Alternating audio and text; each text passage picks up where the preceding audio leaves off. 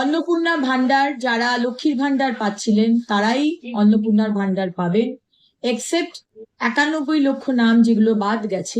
যে কোনো সরকারি বাসে মহিলাদের কোনো বেতন কোনো ফেয়ার ভাড়া লাগবে না। প্রথম হচ্ছে নারী ও শিশু উন্নয়ন এবং সমাজ কল্যাণ বিভাগের অধীনস্থ অন্নপূর্ণা যোজনা প্রকল্পের নীতিগত অনুমোদন। Yes. Reapplication is not required. যারা যারা লক্ষ্মীর ভান্ডার পেতেন তাদেরই নাম আবার করে অন্নপূর্ণার ভান্ডার, জাস্ট নামগুলো ট্রান্সফার হয়ে যাবে এই স্কিমে।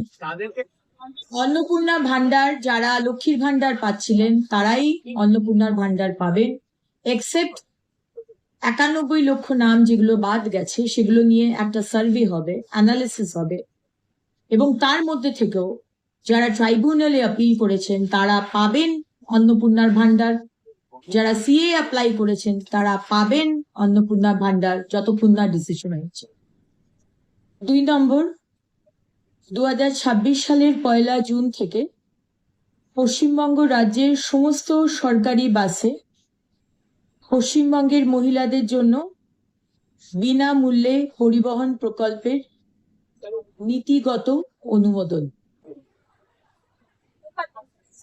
যে কোনো সরকারি বাসে দূরপাল্লা হোক কাছের হোক, যে কোনো সরকারি বাসে মহিলাদের কোনো বেতন কোনো ফেয়ার ভাড়া লাগবে না।